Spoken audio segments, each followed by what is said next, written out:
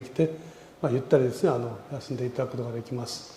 そして、2階のですね、昼食の方も皆さんも準備してくださって、それも本当に感謝いたします。ありがとうございました。インターネットをとても意識した講演会でもあるんですね。ですから沖縄教区のですね、教区を経由して各教会にも一応連絡はしておりますけれども、それ以上にですね、このインターネットで配信することによっていろんな方々がどこでもですね、アクセスして何度でも見ていただける、このことをとても大事にしています。ご存知でいらっしゃいますように、インターネットというのはネットとネットをいっぱい貼り詰めるというようなイメージがあるんですね。ネットっていうのを日本語に変えますと網ですよね。で今の時代に人を取る漁師としての網を張ることになりますし、実際先生自身も韓国で引退された後に積極的にですね、このインターネット伝道を始めておられて、そして韓国でもですね、今は既存の教会の中で指折りの大きなインターネット教会をもうすでに作っておられます。でこれは国境を越えますので、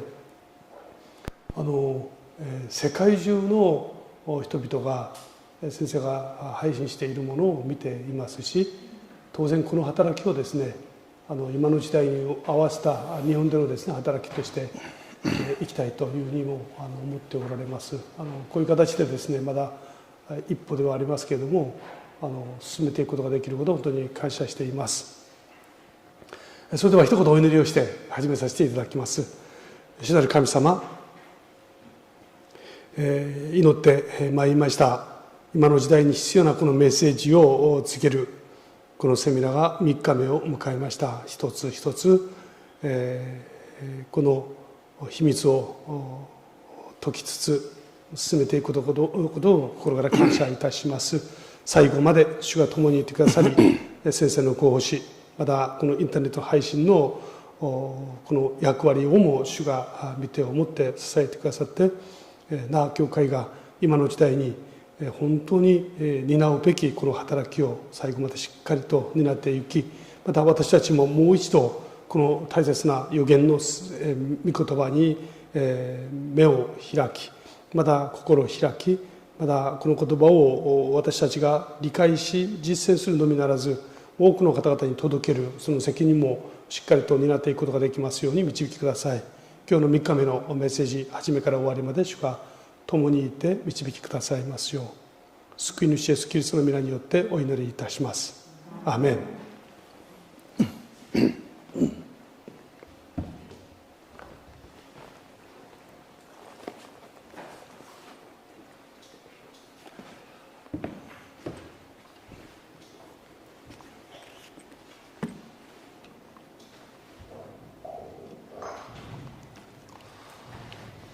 おはようございます。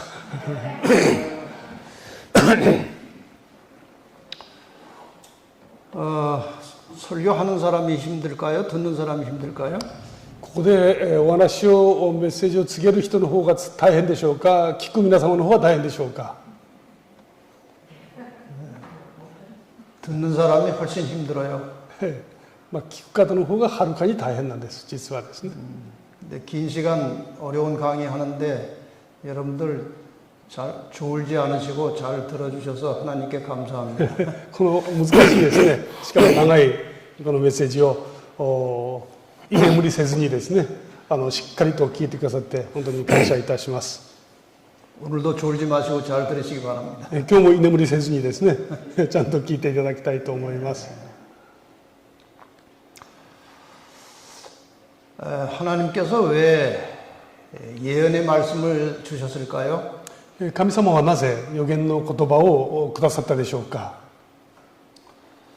제가 말씀드린 대로 이 세상의 역사는 선과 악이 싸우는 역사입니다. すでに申し上げておりますように、この世の歴史はですね、善と悪の戦いの歴史なんですね。 그런데 이 악이라고 하는 것이 하나님의 백성들을 이제 미혹하는 방법이 있는데, でこの悪というのがですね、実は神の民を惑わす方法があるんですね。 양의 탈을 쓴 모습으로 양의 탈을 쓴 이리로 다가오기 때문에 겉만 봐가지고는 잘 사탄인지 천사인지 잘 몰라요. この狼がですね、羊の毛皮をかぶって私のところにやってきますので、これが悪魔なのか天使なのか我々が区別するのは非常に難しいです。 그래서 사탄이 아주 교묘한 방법으로 하나님을 믿는 사람까지 다 이렇게 미혹해 가기 때문에 웬만한 사람은 거기에서 그를 알아차리고 끝까지 진리만 따라가기가 쉽지가 않아요. ですから悪魔はとても巧妙な方法でですね、神を忠実に信じる人までも惑わしていきますので、この本質をちゃんと捉えることは容易ではありません。 그래서 하나님께서 이 사탄의 전략이 무엇인지, 사탄이 어떤 방법으로 사람들을 미혹하는지 그것을 하나님께서 예언으로 다 가르쳐 주셨어요. だから神様はですね、このサタンの戦略、サタンの本質、サタンのその戦い方もですね、しっかりと知ることができるように聖書にその全てを記録してくださいました。 그러니까 예언을 잘 모르면 자기도 모르는 사이에 하나님은 믿고 있지만 사탄이 인도하는 길을 따라갈 수도 있다는 거예요. ですから預言の言葉をちゃんと知らないとですね、自分では神様を信じているつもりでいるにもかかわらず、実際には悪魔のですね、この導きに従っていくことがあり得るんですね。 그래서 하나님께서 예언을 통해서 우리들에게 자세하게 이제 길을 다 가르쳐 주셨는데 だからこそ神様は預言を通して私たちに進むべき道をちゃんと示してくださいました。 근데 상징을 많이 사용했기 때문에 잘 모를 수 있어요, 보통 사람들이. しかしそれらの言葉がですね、非常に象徴的なものとして記されていますので、人々がなかなかそれを本質を捉えにくいということも事実です。 왜 하나님께서 이 상징을 쓰셨을까 한번 생각해 보세요. なぜ神様がですね、これらのことを象徴的なものを用いて説明されたでしょうか。 이 상징을 사용하지 않고 직접적으로 다 실제적인 언어로 다 사용을 했다면은 もし神様がですね、その象徴的な言葉を用いらずに、その実態をそのまま言葉として表現されたならば、 예를 들어서 어제 강의한 내용에 교황권이 많이 나오는데 그것을 작은 뿌리라든가 이렇게 상징적으로 설명하지 않고 직접 말하면은 사람들이 다 이 교황이 사탄에 앞잡힌 것을 다 알아버려요. 例えばですね、昨日申し上げました教皇権ですね、これをもしこれを小さな角という言葉で表現せずにですね、実際に教皇権だというふうに記録してしまえば全ての人々が全部知ることができます。 그럼 그 힘 있는 교황이 성경을 가만히 둘 리가 없어요. ならばですね、その教皇、力ある教皇がですね、この聖書を放っておくはずがありません。 성경을 다 없애버릴 겁니다. 聖書を全滅させてしまうでしょ 그래서 천주교에서는 이 똑같은 해석을 다른 방법으로 합니다. う。ですからそのカトリックではですね、この同じ聖書を持ってこの解釈の仕方が全く異なります。 그래서 이렇게 할 수도 있고 저렇게 할 수도 있도록 그렇게 상징으로 써놓은 이유는 직접 단어로 쓰면은 사탄이 이 교황권이 성경을 완전히 다 없애버릴 것이기 때문에 그렇게 했어요.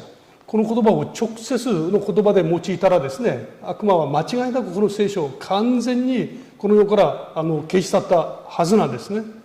근데 성경이 다 이렇게 앞뒤로 연결돼서 다 맞기 때문에 우리가 잘 공부하면 상징이지만 정확하게 우리가 다 이해할 수 있어요. この聖書は聖書が解きますので、私たちが聖書を初めから終わりまで真実にちゃんと勉強しますとですね、その象徴的になった言葉もきちんと理解できるようになっています。 어제 그제는 이제 과거의 역사를 공부하셨고요. 昨日と一昨日はですね、過去の出来事について学びました。 오늘과 내일 이제 앞으로는 이제 현재와 미래에 대한 공부를 집중적으로 할 겁니다. で、今日から最後までですね、現在と未来に出来事を集中して学びたいと思います。 그래서 아주 중요한 공부들이 이제 시작됩니다. ですからとても大切な学びだと言えますね。 오늘은 이제 세 번째 시간에 여러분이 자주 들으시지만 확실히 이해하기가 쉽지 않은 이 짐승의 표 환란과 666에 대해서 공부하겠습니다. 今日はですね、パッと見てなかなか分かりにくいようなテーマではありますけれども、獣の印とですね、そして、この災い、悩みですね、この終わりの時代に起きる苦しみや666、これについて学びたいと思います。 그래서 이제 이것은 상당히 내용이 이제 많고 여러 시간 해야 되는 건데 제가 이렇게 압축해서 좀 간략하게 한번 해보겠습니다. 実はこの内容はですね、非常にたくさん内容があって何回に分けて行わなければなりませんけれども時間がありませんので少しまとめました。 예, 이 짐승의 표 혼란과 666에 대해서 이제 공부를 하겠습니다. 獣の印とですね、666についてです。 오늘 공부하시게 될 계시록 13장은 이 마지막 때에 사탄의 편에서 일하는 군대가 누구고 그들이 이제 어떤 방법으로 하나님의 백성들을 이제 핍박하고 하나님을 믿지 못하게 할 것인가. 오늘은 이제 13장은 주로 사탄의 군대와 그들의 전략을 공부할 겁니다. 今日はですね、ヨハネの黙示録13章を学びますけれども、ここはサタンの勢力となって、サタンの手下となって働く者たちがですね、具体的にどのように働くのか、その正体は何なのかを確認いたします。 근데 계시록 13장에 보면은 이제 사탄의 군대로서 두 큰 세력이 나와요. で、黙示録の13章を見ますと、サタンの軍勢、サタンの勢力として出てくる大きな2つの勢力が出てきます。 네, 그 짐승을 한번 봅시다. その獣を見てみたいと思います。 네, 첫 번째 짐승은 이제 바다에서 한 짐승이 올라왔는데 뿔이 10개 달리고 머리가 7개라고 그랬어요. 最初の獣はですね、この海の方から上がってくるというふうにありますね。角が10本あって、頭が7つあるという獣です。 이건 분명히 이제 사탄에 이용하는 세력이죠. これは間違いなくですね、サタンに利用される、サタンに用いられる勢力を表しています。 이제 두 번째 짐승이 한 마리 또 나와요. 계시록 13장 11절에. そして、黙示録のですね、13章11節にもう一つの獣が出てきます。 여기에는 이제 새끼양같이 두 뿔 달린 짐승이 올라오는데 용처럼 말한다고 그랬어요. でこの獣はですね、子羊のような姿をしているけれども、竜のようにしゃべると、語るという獣ですね。 이거 이상하지 않습니까? ちょっとこれ不思議な動物ですね。 생긴 것은 양처럼 생겼는데 この姿は子羊なんですけども、 용의 말을 하는 것입니다. 竜のように語るわけです。 도대체 이게 어느 나라냐 이거예요. これがどの国なんだろうかということですね。 그런데 이미 뭐 공부하신 대로 네 짐승은 네 왕이라고 그랬어요. もう実際に学ばれましたけども、4つの獣は4つの王であるとあります。 네.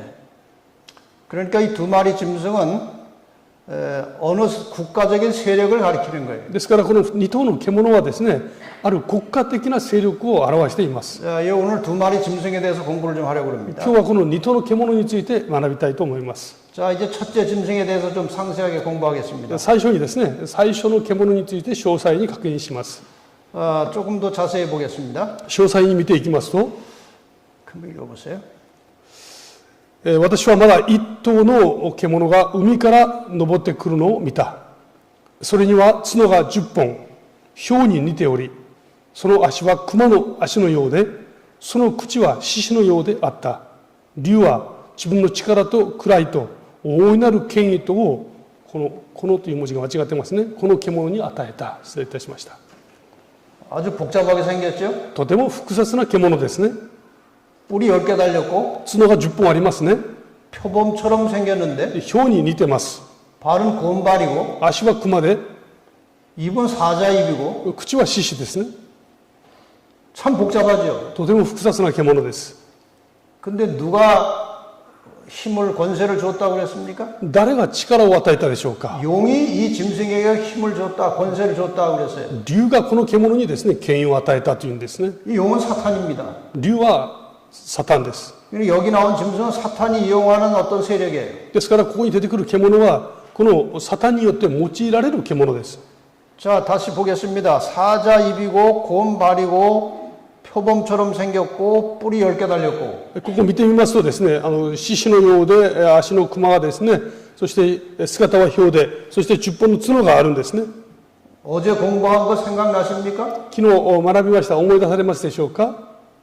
어제 다니엘 7장에 나오는 짐승이 여기 한꺼번에 다 나왔어요. 昨日ダニエル書7章で学んだものがここに全部出てきました。 그러니까 다니엘 7장에 나오는 4마리 짐승을 하나로 합쳐 놓은 거예요. ですからこのダニエル7章に出てくる4頭の獣を一つにしているわけですね。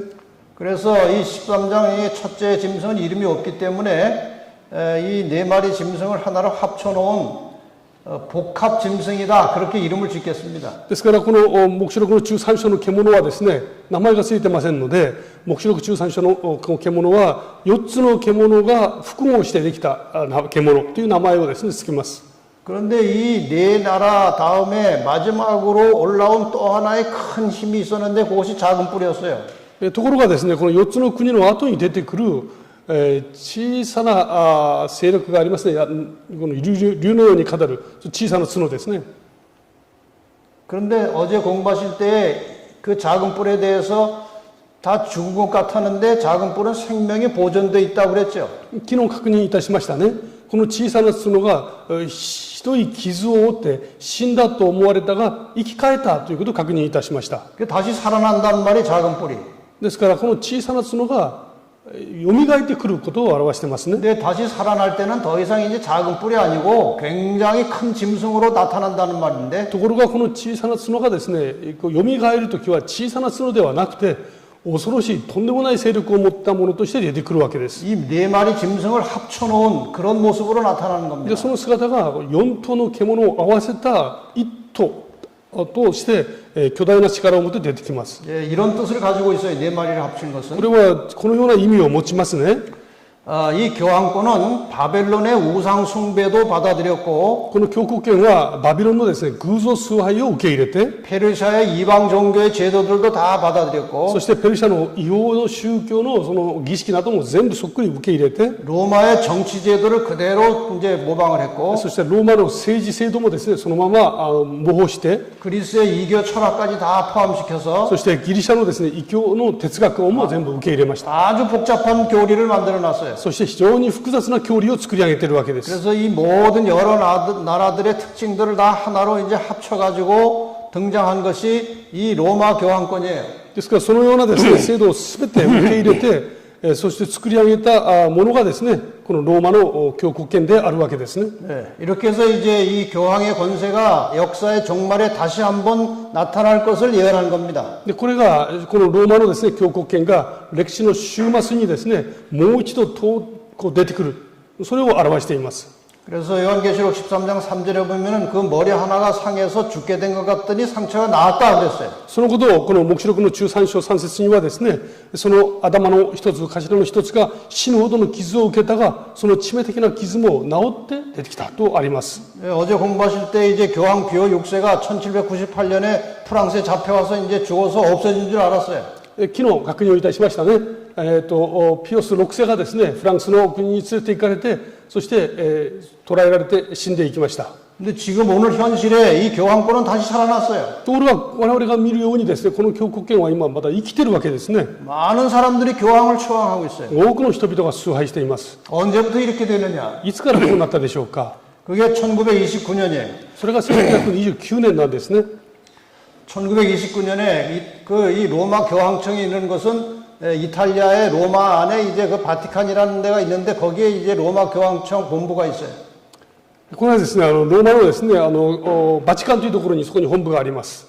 이걸 이태리가 이제 점령하고 있었어요. ここはイタリアが占領していました。 근데 그 언제 다시 교황에게 돌려줬느냐? それをいつ教国権にもう一度ですね、それを返したかというと、 1929년 2월 11일 날 라테란 조약을 통해서 이태리가 그 바티칸을 다시 교황권에게 돌려줬어요.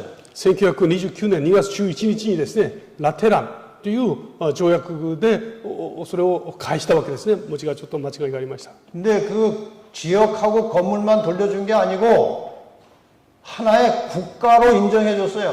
ところがこの地域とですね、この建物だけを返したんじゃなくて、バチカンという一つの国家としてですね、権力をそっくり認めて返したんですね。 여기 지도에 보시면 この地図を見ますと、 여기 노란색이 로마 도시예요.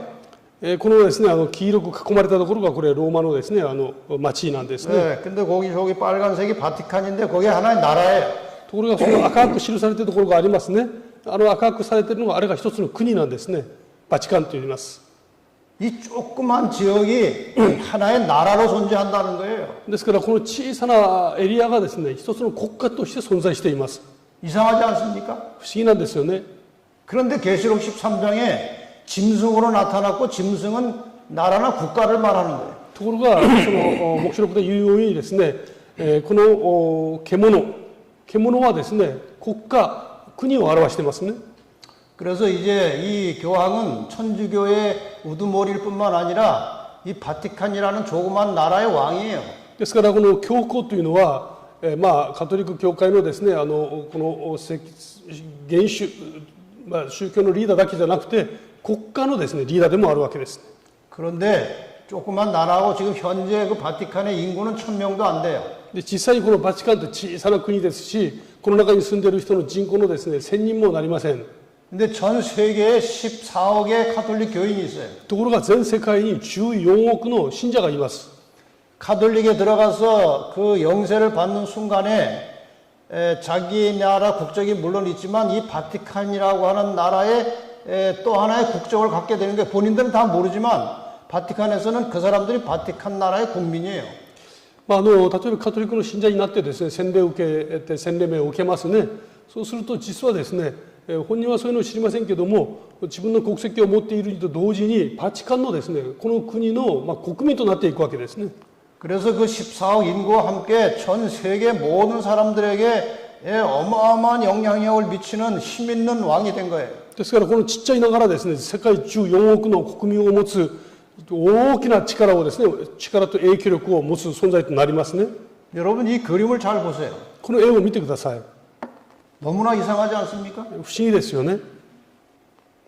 이 바티칸 교황청 발코니에 나와서 이제 교황이 이제 한 말씀 하는데 このバチカンのですね、バルコニーに出てきて一言教皇が語りますね。 그걸 들으려고요. それを聞くために 수많은 사람들이 모여 서 있는 거예요. たくさんの人々が集まって立ってるんですね。 저기 뭐 외국 관광객이 얼마나 많겠어요. ここにですね、大勢のこの観光客が今含まれています。 온 세상이 그를 따르고 있어요. 全世界の人々がですね、彼に従っているんですね。 그런데 계시록에 이렇게 될 거라고 예언이 되어 있단 とこ 말이에요. ろが黙示録にはですね、このことを予言しています。竜自身の力と位と大いなる権威とをこの獣に与えた。竜がその権威を獣に与えたので、人々は竜を拝み、誰がこの獣に匹敵し得ようか。誰がこれと戦うことができようか。 이 짧은 시간에 이 짧은 기간 동안에 교황이 어떻게 온 세상 사람들에게 다 그렇게 추앙을 받고 경배를 받게 됐느냐 이거예요. この短い時間にですね、どうしてこの教皇は世界の人々からこの崇拝を受けることができるようになったでしょうか。 이 세상은 지금 임시로 사탄이 지배하고 있어요. 今世の中はですね、今現在悪魔が支配していますね。 사탄이 이제 권세를 주고 싶으면 줄 수 있는 거예요, 아무에게나. ですから悪魔はその自分の権威を誰かにでもですね、与えようとするものは与えられます。 그래서 사탄이 이 교황의 권세에게 큰 힘을 줬다는 거예요. ですからここはですね、竜がこの教皇にですね、大きな権力を与えたと聖書にあります。 나중에는 이것이 어떻게 될 것이냐? あと後にこれがどうなるでしょうか。 계시록 13장 7절 8절에 보면요. この黙示録にまた記されています。 이렇게 기록되어 있어요. 黙示録の13章7節8節ですね。そして彼は生徒と戦いを挑んでこれに勝つことが許され、さらに全ての部族民族国家国語国民を支配する権威を与えられた。地に住む者でほふられた子羊の命の書にその名を世の初めから記されていない者は皆この獣を拝むであろう。 이 교황이 성도들과 싸우겠다고 그랬어요. この教皇はですね、生徒らと戦うとあります。 하나님의 참 백성들을 공격하겠다 그 말이죠. つまり神の誠の民をですね、攻撃するとありますね。 그래서 결과적으로 어떻게 될 것이냐? その結果はどうなるでしょうか。 어린 양의 생명책에 이름이 기록된 구원받은 성도들 외에는 지상의 모든 사람들이 다 이 교황의 권세에 굴복하고 경배하겠다는 거예요. 子羊の命の書にその名が記されていない者は全員ですね、この獣教皇にですね、崇拝することになるとあります。 그러니까 이 역사의 마지막에 경배 대상이 둘이에요. ですからこの歴史のですね終わりに崇拝の対象が2つになります。 하나님을 경배할 것이냐, 神様を礼拝するか、 이 교황의 권세에 굴복할 것이냐. この教皇のですね、権威に屈服するか。 이 교황의 권세에 굴복한다는 것은 그 뒤에 숨어서 조종하고 있는 사탄에게 굴복하는 거예요. でこの権威にですね、屈服するということは、その背景に隠れている悪魔にこの悪魔を拝おうということを意味します。 그럼 하나님을 섬기는 표시는 무엇이고 교황권을 섬기는 표시가 무엇이냐 이거예요. そうすると神様を礼拝する人々の印とですね、この教皇権を礼拝する者の印は何なのかということが大事になってきますね。 어제 보여드린 대로 지금 이 지구상에는 두 개의 십계명이 존재합니다. 昨日申し上げました。この地上にはですね、2つの十戒が存在しています。 하나님의 십계명이 있어요. 一つは神様の戒めです 이 ね。 하나님의 십계명은 안식일을 기억해서 거룩히 지키라고 되어 있습니다. でその中には第4の戒めですね。安息日を覚えてこれを正当せよとあります。 그런데 교황이 만든 천주교 십계명이 있어요. そしてもう一つですね、カトリックが作ったその十戒があります。 거기에는 세 번째 계명에 주의를 지키고 그렇게 되어 있어요. そこには 3番目ですね、主の日を守りなさいとあります。 이 지구상의 마지막에 두 무리가 있을 것인데 この終わりの時代にはですね、2つの群れと分かれます。 어린 양의 생명책에 이름이 기록된 구원받은 자들이 있어요. この子羊のですね、命の書に救われた名前が記された人々がいます。 그들이 지키는 계명은 십계명입니다. 하나님의 십계명이에요. 彼らが守るですね、戒めはこの10回ですね。 저쪽에 교황을 섬기고 숭배한다는 표시는 무엇이냐? 교황이 만들어 놓은, 교황이 자기의 권세로 하나님의 계명을 바꿔 놓은 주일에 예배 드리는 것은 그건 교황권의 힘에 굴복한다는 뜻이에요.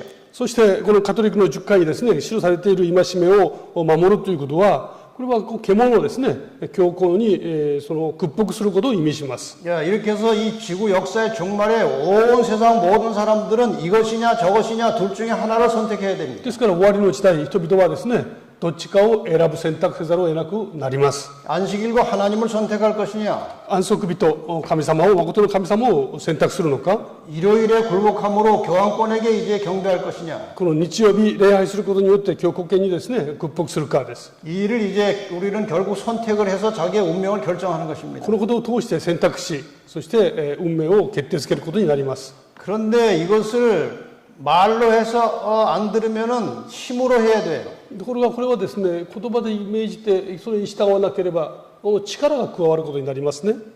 그 엄마들이 아이들한테 뭐 이렇게 시키고 뭘 이렇게 하라고 해서 말로 하다가 안 되면은 나중에는 회초리를 때려요. で親がですね、子供にこれしなさいと言いますけれども、それに聞き従わない場合はですね、最後は鞭を持ちますね。 마찬가지로 이 교황도 일요일에 다 예배하고 나에게 경배하라고 이제 말로 하다가 안 되면은 그 다음에 무력을 써야 돼요. ですからこの教皇もですね、最初はこの獣を拝みなさいというふうにですね、命じますけれども、それに従わない場合はいよいよですね、力が出てくるんですね。 근데 바티칸이라고는 조그만 나라는 군사가 없어요. ところがバチカンという小さな国に軍隊を持ちません。 그래서 사탄이 말을 안 들을 경우에 무력으로 해야 되는데 이 교황의 말을 안 들으면 무력으로 이제 옆에서 도와줄 또 하나의 짐승을 출현시켰어요. ですからこの教皇はですね、が命じた時に人々が聞かなければなりませんけれども、力がないわけですね。ですからこの力を発揮してくれるもう一つの獣がですね、必要になってきますね。 그것이 두 번째 짐승이에요. 이제. それが第2の獣となってくるわけです。 다시 한번 봅시다. もう一度確認します。私はまた他の獣が地から登ってくるのを見た。それは子羊のような角が2つあって、竜のようにものを言う。ちょっと言葉がいろいろと間違えました。すいません。 네. 새끼양같이 올라왔어요. この子羊のようなですね、すかさで出てきました。 그 용처럼 말한다고 그랬어요. 竜のように語るとありますね。 모양은 생긴 것은 양인데 姿は羊ですね。 양은 예수님을 상징하는 そして 것인데 羊はイエス様を象徴するものなんですね。 나중에는 용처럼 사탄처럼 말한다는 거예요. ところが最後はですね、この竜のように、悪魔のように語るとあります。 그래서 제가 그림을 좀 바꿨어요. ですから私はこの絵を少し変えました。 이런 그림에 こんな絵に変えました。 양처럼 생겼어요. まあ、姿は羊ですね。 근데 용처럼 말해 사탄처럼 말해요. ところが竜のように悪魔のように語るわけです。 이 나라가 어느 나라냐 이거예요. この国がどの国なのかです。 이것은 미국입니다. これはアメリカですね。 유럽에서 종교 박해를 피해서 이주해서 청교도들이 신실한 개신교도들이 세워놓은 미국이 마침내 변질돼 가지고 사탄의 일을 하게 될 것이다. 그 예언이에요. このヨーロッパでですね、宗教弾圧を受けたこのプロテスタントの人々はですね、アメリカに移住して、そこで純粋な信仰を持って始まったその国ですね。しかし後に竜のようにものを言うこの米国を表します。 지금 미국은 완전히 타락한 나라가 됐습니다. 今アメリカは随分ですね、もうその聖書の言葉から離れて堕落しています。 아주 성적으로도 타락하고 この性的にも非常に乱らな国になりました。 도덕적으로도 타락하고 道徳的にもそうですね。 불법이 성하고 そして不法がはびこると言えます。 처음에 나라가 시작할 때 가졌던 청교도 정신은 다 사라지고 このうちが最初始まった時のその聖教と精神ですね、そういう精神は今もう見ることができません。 완전히 사탄이 지배하는 나라가 됐습니다. 今はですね、悪魔に用いられる国となっていきます。 미국의 인구 한 3억 중에서 7천만, 8천만 명이 가톨릭 교인이 됐어요.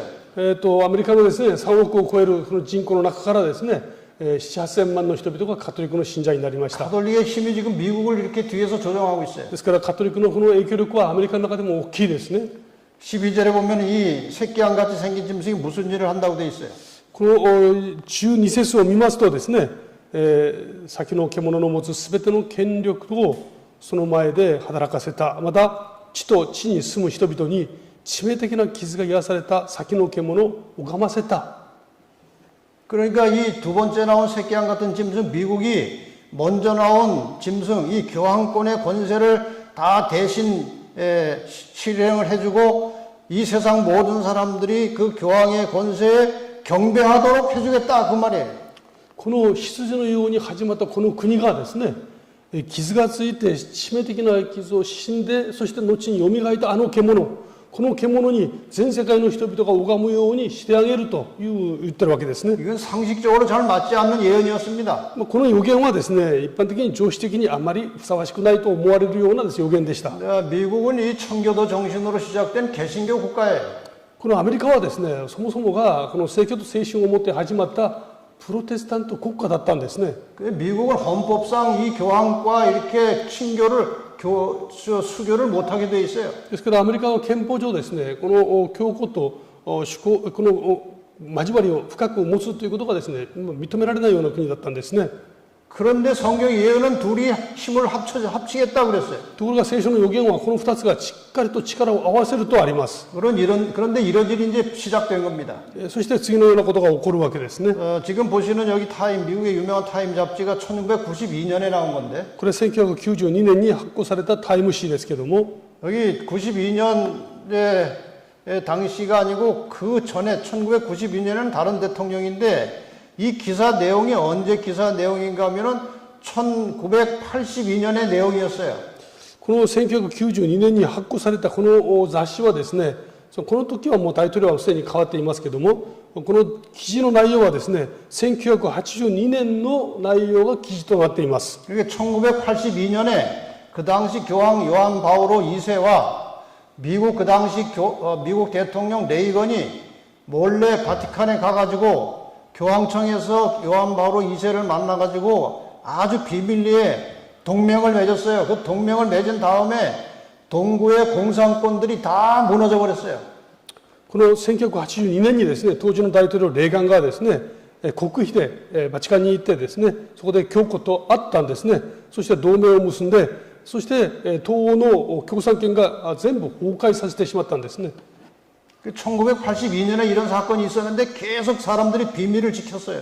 で1982年にこのようなことがあったにもかかわらず、そのことがいわば隠された秘密でした。 그리고 10년이 지난 다음에 이렇게 잡지에 낸 거예요. そして10年経った後、これがこの雑誌に出てきたんですね。 여러분 이 세상의 모든 언론은 뒤에서 조종하는 사람들이 마음대로 하는 거기 때문에 진실이 잘 안 나와요. ですから実はですね、我々が見るこのニュースなんかはですね、いつも真実が明らかになっているとは限らないわけです。 근데 이 우리 군사적인 또 외교적인 그 용어에 이런 게 있어요. 양국이 친밀하지 않아도 적이 같으면 동맹국이 된다 그런 말이 있어요. 一般的にですね、両国が親密でなくても敵が同じであれば同盟国になれるという言葉がですね、今、外交の中では当然のように使われる言葉です。 왜 이 두 사람이 동맹을 맺었느냐? なんでこの2人がですね、同盟を結んだかというと、 미국이 세계 최고의 힘을 가져야 되는데 소련 때문에 자꾸 이렇게 걸림돌이 되는 거예요. アメリカはですね、世界的な最も大きな力を持つべきですけども、その時にこの、敵対するもう一つの国がありましたね、ソ連です。 그 공산주의를 무너뜨려야 되는 겁니다. ですからこれを滅ぼす必要があったんですね。 근데 교황은 교황대로 이 공산 치하에 가톨릭 교인이 수천만이 살고 있었어요. ところがこの東欧の国々にですね、カトリック信者が何千万と今いたんですね。 그래서 그 사람들을 구해내야 돼요. でその人々にその人々をですね、救い出す必要がありました。 그리고 미국과 교황의 목적이 똑같은 거예요. 교황 공산권을 무너뜨려야 돼. ですからこの両方のですね、この目的が同じであるわけです。 그래서 합친 거예요. そこで同盟を結んだんですね。 그래서 이제 공산 국가가 다 이렇게 그 당시 무너져 버린 거예요. ですからその時はソビエトがですね、崩壊したんですね。 자, 그럼 이제 교황권과 미국이 힘을 모아서 앞으로 어떤 일을 할 것이냐 그랬어요. でこのアメリカと教国権がですね、力を合わせてどのような働きをなすだろうか。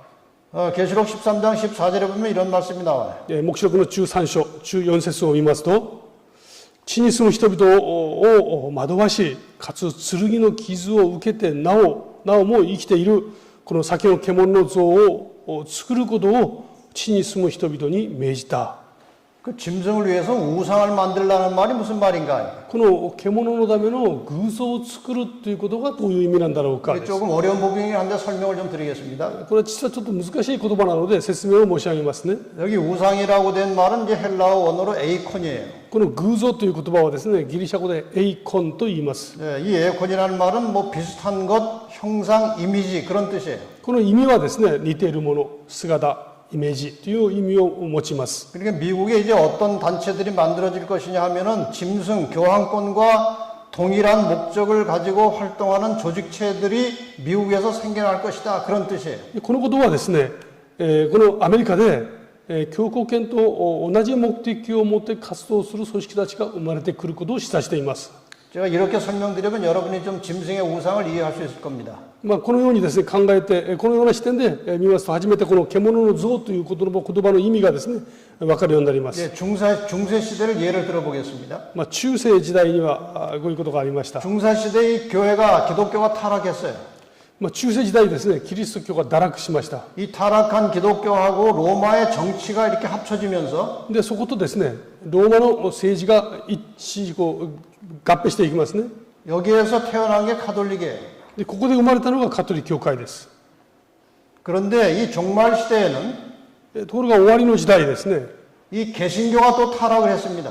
このプロテスタントが堕落していきます。 이 타락한 개신교가 이 미국의 정치력과 합쳐지면서 でこれがアメリカのですね、政治力と合わさって、 타락하고 배도한 개신교 단체가 만들어졌어요. そして堕落したですね、背信のプロテスタント教会が生まれます。 그래서 지금 미국은 이 타락한 개신교 단체가 굉장히 정치력을 가지고 선거할 때마다 이제 간섭을 합니다. ですから今アメリカではですね、この堕落した教会がですね、政治と合わせて選挙の時は大変な力を持ちますね。 이제 성경의 용어로 말하면 저 가톨릭 교회가 짐승이고 これを聖書で言いますと、カトリック教会が獣ですね。 개신교가 타락해가지고 그 가톨릭 교회와 거의 비슷한 정신을 가지고 지금 움직여서 일하고 있기 때문에 이것을 짐승의 우상이라고 그러는 겁니다. ところがこの教会がですね、プロテスタント教会が堕落して、そして獣と同じような精神を持って働く、これを獣の像と言います。 그래서 이 가톨릭 교회와 배도한 개신교 단체를 다 합쳐서 영적으로 바벨론이라고 하는 겁니다. ですからこの両方の力を全部合わせてですね、これを霊的なバビロンと言います。 그래서 이것이 바벨론이 된 것입니다. これがバビロンとなったわけですね。 근데 지금 어떤 일이 벌어지고 있느냐? 今どのようなことが起こっているかというと、 이제 개신교하고 천주교는 많이 가까워졌어요. 今プロテスタント教会とカトリックは非常に近づいてきてますね。 종교 개혁이 시작할 때는 가톨릭하고 개신교하고 원수가 됐었는데 この宗教改革が起こった時はですね、お互いに相反する信仰を持っていました。 지금 다시 다 하나로 합쳐지고 있어요. ところがそれが今はもう一致しつつありますね。 그 책을 하나 보겠습니다. 一つの本の中に書いてある内容です。 예, 마지막 신호라는 책 225페이지 이렇게 되어 있어요. 最後の印という本の中にですね、次のようにあります。彼らイエズス会は今強い権力、世界的な組織もその精密な情報、莫大な資金力を持って、まるで諜報機関のようを放物させるような全力を注いでいる。緻密な戦略を立ててプロテスタント教会を掌握し、世界の宗教をカトリックの中に結ばせることに力を注いでいる。 여기 예수회라고 하는 것은 이제 다른 말로 제수이트라고 하는데 이것이 천주교회의 목표를 달성하기 위해서 행동하는 굉장히 힘 있는 세계에서 가장 힘 있는 조직체가 이 제수이트 예수회예요. このイエズス会というのはですね、カトリックの中にあって非常に大きな力を持っています。 이들이 지금 추진하고 있는 굉장히 중요한 일이 무엇인가 하면은 개신교회들을 딱 장악해가지고 카톨릭 안에 묶어놓는 거예요. でこの主な大きな働きの一つがですね、このプロテスタント教会を掌握してカトリック教会と一つにさせる。 지금 기독교는 두 갈래로 나눠져 있죠. ですからキリスト教は今二つに分かれていますね。 로마 카톨릭하고 개신교하고 이렇게 두 개로 나눠져 있어요. 기독교가. カトリック教会、ローマカトリック教会とプロテスタント教会で二つに分かれています。 천주교의 목표는 이것을 둘을 합치는 것입니다. 하나의 기독교를 만드는 거예요. カトリック教会はこれを一つのキリスト教にすることが目的なんですね。 또 기독교를 하나로 만든 다음에 다른 모든 종교들을 다 하나로 통합하는 것이 카톨릭의 목표예요. ですからこのカトリック教会の究極的な目標はですね、プロテスタントを一つになり、その他の全ての宗教も全部巻き込むというのが最終的な目標です。 이 과정을 제가 정리해서 설명을 드리겠습니다. これをですね、少し整理をしたいと思います。 미국의 유력한 개신교 단체들이 이 모든 세력을 모아서 개신교 단체들이 국가 정치에 간섭하고 있어요. アメリカではですね、今プロテスタント教会が一つとなってアメリカの政治そのものに大きな影響を与えていますね。 그것이 짐승의 우상이라고 하는 겁니다. それを獣の像と表現しています。 그 다음에 강신술이 미국에서 성행하면서 많은 사람들이 사탄에게 미혹돼서 그리로 다 말려 들어가고 있어요. そして行進術ですね。これがアメリカで非常に盛んになっていて悪魔に惑わされているんですね。 그 다음에 전 세계 개신교를 하나로 연합시키는 일에 지금 활동하고 있는데 그것이 WCC를 통해서 개신교가 카톨릭과 연합하고 있어요. そのカトリックとプロテスタント教会が一つになっていくのに役割を担っているもう一つの組織 WCC ですね。この働きを通してこの一致運動が今展開されていますね。 네, 이렇게 해서 기독교가 통일되면은 그 다음에 이제 교황을 중심으로 전 세계 모든 종교들을 하나로 합치는 것입니다. それでこのように一つになればですね、最終的に全ての宗教を一つにさせるというのがまだ一つの目的です、 그 합쳐진 모든 종교의 우두머리에 이제 교황이 앉을 것이고 この全てのですね一つになった宗教のこのトップにですね教皇が座ることになりますね。 그래서 교황을 경배하도록 하면서 でこの教皇を崇拝する。 그 경배하는 날짜를 천주교 계명에 명시된 이제 주일 일요일로 할 것이 확실합니다. そして崇拝する日、これはカトリック教会のですね戒めにありますように日曜日となりますね。 그래서 지금 세계 종교를 통합하기 위해서 그림에 보시는 대로 교황 중심으로 세계 모든 종교 대표자들이 자주 모이면서 세계 종교를 이제 하나로 합치려고 많이 이제 이미 발전이 많이 됐습니다. このことは随分進んでいましてですね、世界中の宗教のリーダーたちが一つとなって教皇を中心にですね、この一つになるという動きが随分進んでいるわけです。 2014년에 이제 이 교황이 한국에 왔었어요. 2014年、この教皇が韓国にやってきました。 그때 다른 모든 종교의 지도자들이 다 모였어요. 교황 중심으로. その時ですね、この他のたくさんの宗教の人たちがこの教皇を中心にですね集まりました。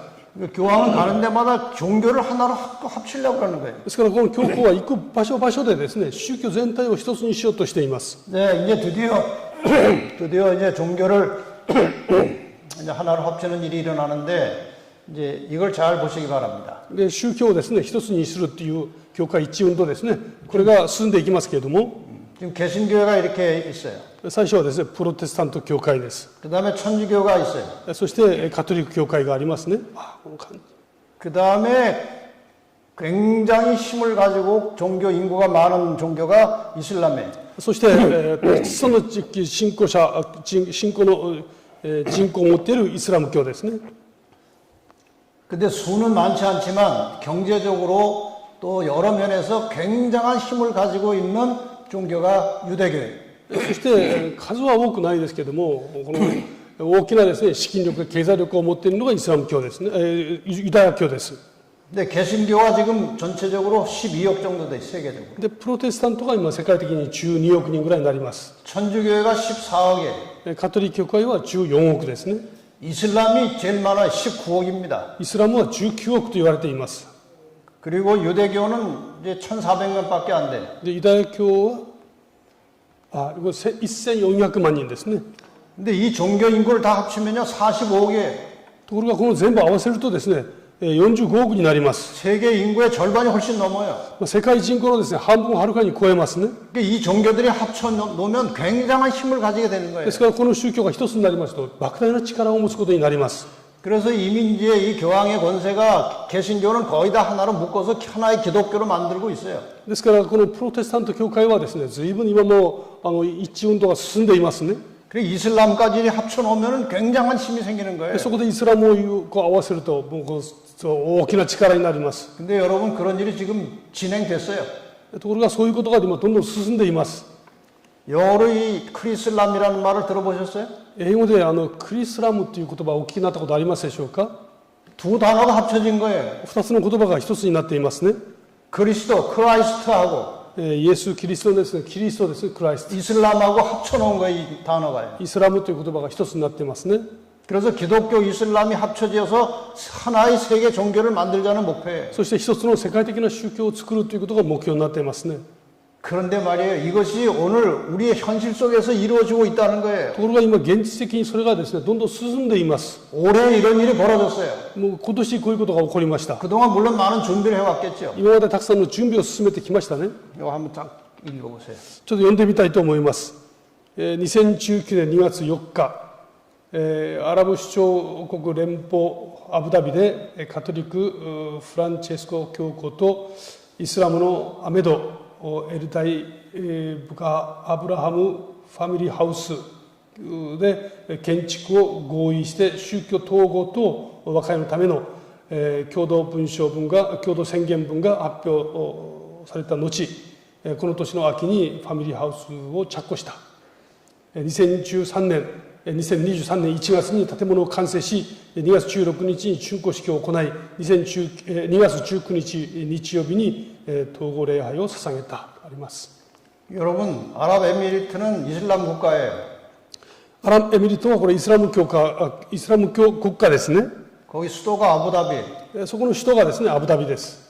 거기서 이 교황하고 이슬람 대표자하고 만나서 약속을 한 겁니다. そこで両方の代表者がですね、会って、約束をしました。 아브라함 패밀리 하우스를 만들자. アブラハムファミリーハウスを作ろ 여러분, 아브라함은요, う。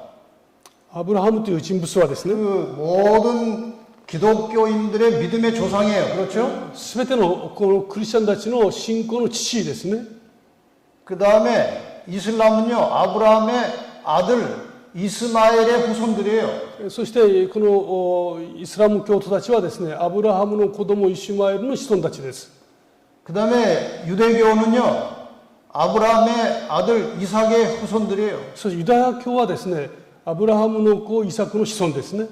유대교와 기독교와 이슬람이 다 누구를 존경하는가 하면 아브라함을 존경해요. ですからこの3つの宗教がですね、みんなアブラハムをこの尊敬しているわけです。 그래서 이름을 아브라함 패밀리 하우스라고 지은 거예요. だから名前をですね、アブラハムファミリーハウスとつけたんですね。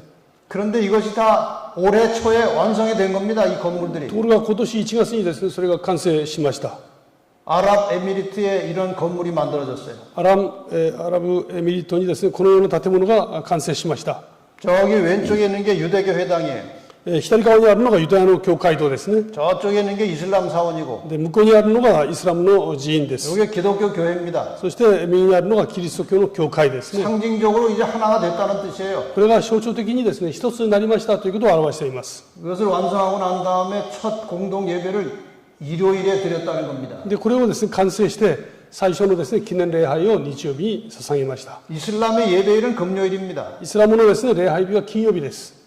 유대교 예배일은 토요일입니다. ユダヤ教の礼拝日はですね、土曜日ですね。 기독교 예배일은 일요일이에요. で、キリスト教の礼拝日は日曜日です。 합쳐지기가 얼마나 です 어렵겠습니까? からこれ合わさるのはなかなか難しいですよね。 근데 일단 상징적으로 이렇게 새 건물을 한 곳에 짓고 そして象徴的にですね、その一箇所にその3つの建物を建てて、 그 첫 예배를 일요일에 일단 드렸습니다. そして最初の礼拝をですね、日曜日に捧げまし 그렇다고 예배를 바꾼 것은 아직 아니지만 앞으로 이렇게 될 것을 미리 보여준 겁니다. た。もちろんそれぞれ礼拝日はですね、変わったわけではありません。しかしこれは非常に象徴的にですね、今後を表しています。 여러분 세상이 지금 여기까지 왔어요. 世の中はですね、ここまで今進んでいますね。 성경 예언이 얼마나 정확하게 성취되었습니까? 聖書の予言がですね、予言の成就を我々見てるわけです。 자, 이렇게 해서 온 세상의 모든 세력들이 하나로 모아진 다음에 무슨 일을 할 것이냐? 하나님의 참 백성 남은 자손을 공격할 것입니다.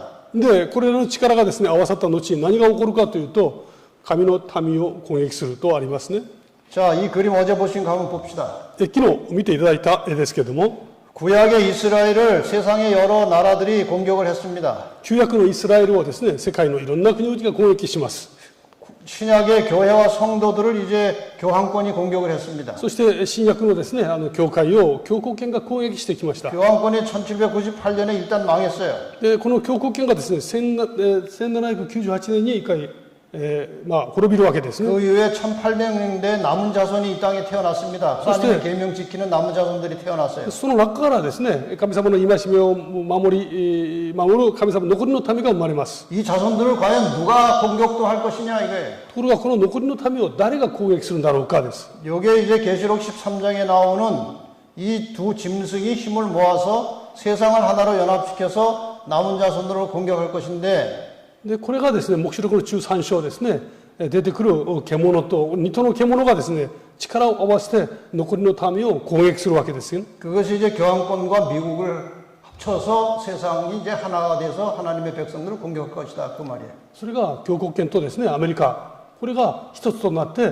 神の残りの民を攻撃するということが記されています。 여러분 분명하지 않습니까? これは明確ですね。 분명히 이런 역사가 흘러왔고 또 될 것입니다. このような歴史がですね、今まで流れてきましたし、またこのようになります。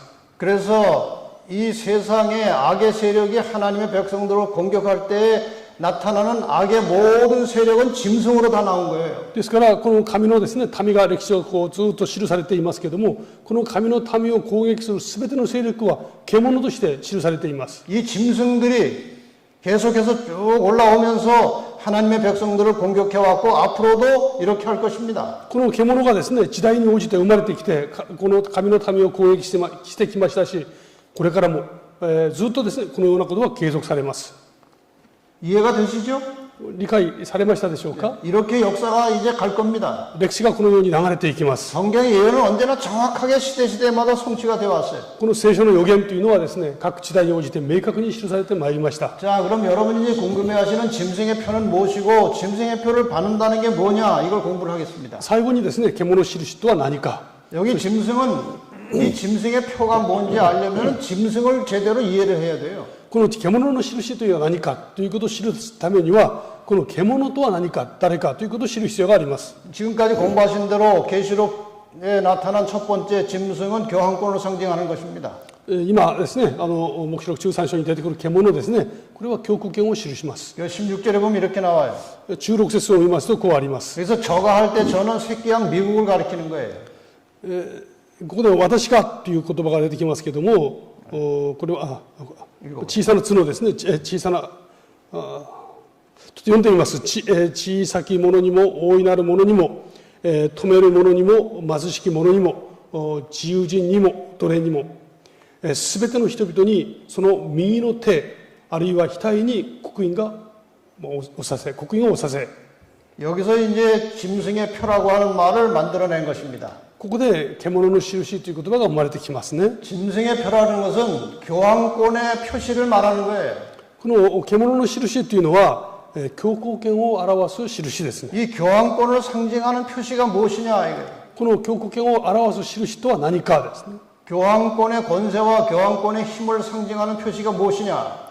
教皇権のですね、力とそれを表す印は何か。 사람들이 짐승이 뭔지 잘 모르니까 그냥 아무 것이나 갖다가 대고 짐승의 표라고 하는 사람들이 많아요, 요즘에. この獣というものがですね、何なのかわからない人々は、いろんなものをですね、そこにこう当てはめていきます。 어떤 사람이 바코드가 짐승의 표라고 하는 사람이 있어요.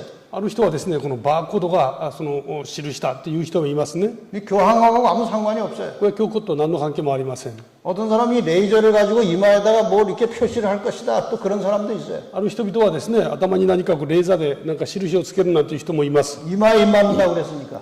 この額にですね、印があるというからです。 그것도 아무것도 아닙니다. 짐승하고 상관없어요. これは獣と関係ありません。 어떤 사람은 이제 베리칩이 이제 짐승의 표시다. 그 베리칩 맞으면 짐승의 표 받는 것이다. 또 이런 사람이 있어요. ある人はですね、この IC のチップがですね、この獣の印だという人もいます。 그거 아닙니다.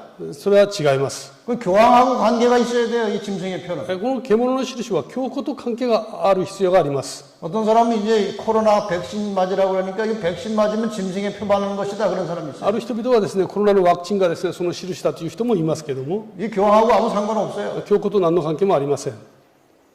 짐승의 표는 교황권과 직접 관련을 가져야 돼요. 獣の印はですね、教皇権と直接関係がなければなりません。 그러니까 666을 가지고 짐승의 표다. 그것은 맞는 말이 아니에요. ですから666が獣の印だというのはこれは合理的ではないんです。 짐승의 표라고 하는 것은 이 교황권의 권위와 관련을 갖는 것입니다. 獣の印というのは教皇権の権威と関連がありますね。 그리고 짐승의 표를 받는다는 것은 그 교황의 권위에 굴복할 때 그 짐승의 표를 받고 이 교황의 편에 들어가는 것을 말하는 거예요. 獣の印が押されるということはその権威、この権威ですね、教皇の権威に屈することを意味しますね。 이 문제를 제대로 이해하려면은 인간 역사의 배후를 지배하고 있는 선악의 싸움의 본질을 알아야 돼요.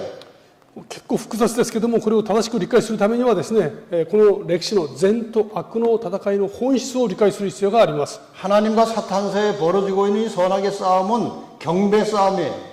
この神様と悪魔の戦いのですね、本質は誰を礼拝するかというところが問題ですね。 사탄이 하늘에서 무슨 욕심을 가졌었어요? 悪魔は天において自分がどうなろうとしたんでしょうか。 사단이 타락하기 전에 자기도 하나님처럼 경배를 받고 싶었어요. 自分も神のようになりたいと思ったんですね。 그러다가 하늘에서 쫓겨났어요. そしてそこから追い出されました。 이 땅을 이제 사탄이 점령한 다음에 사탄이 자기도 이제 신이 돼가지고 경배를 받고 싶어요. でこのサタンがですね、自分も神のようになってですね、この崇拝を受けようとしたんですね。 경배를 얼마나 받고 싶었던지 예수님한테도 자기한테 경배하라고 그랬어요. この自分が崇拝されたいためにですね、イエス様の前でもう私にひれ伏しなさいとこう言ったんですね。 사탄이 예수님 시험할 때 세 번째 마지막에 나한테 경배하면 이거 다 주겠다고 그랬잖아요. この悪魔が断食をされたイエス様の前に来てですね、私にひれ伏したらこれ全部あげるなんて言ったんですね。 그리고 경배 싸움의 쟁점은 율법에 대한 것입니다. そしてこの崇拝のですね、争点は律法と関係がありますね。 그래서 사탄은 사람이 하나님의 법을 지키는 것은 불가능하기 때문에 폐지해야 된다. 그렇게 사탄이 주장해요.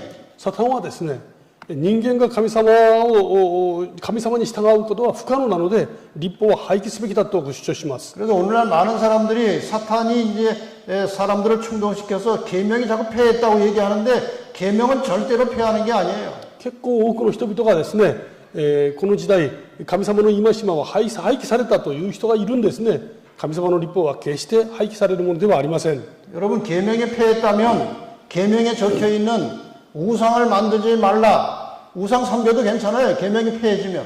もしですね、神様の戒めが廃棄されるならばですね、偶像を崇拝しても全然問題ないはずです。 계명에 살인하지 말라 그러는데 그거 폐지되면 살인해도 괜찮은 거예요. もしですね、戒めが廃棄されているならば人を殺しても大丈夫なはずですね。 하나님의 계명은 절대로 폐할 수 있는 것이 아닙니다. 神様の戒めは決して廃棄されるものではありません。 그런데 이 사탄이 안식일을 없애려고 자꾸 사람들로 하여금 계명이 폐했다고 생각하게 하는 거예요. ですからこの悪魔はですね、この安息日を廃棄したいために人々に神様の戒めは廃棄されたというふうに今度仕向けるわけですね。 그래서 사탄이 아주 집요하게 공격하는 공격 대상은 십계명에 명시된 안식일이에요.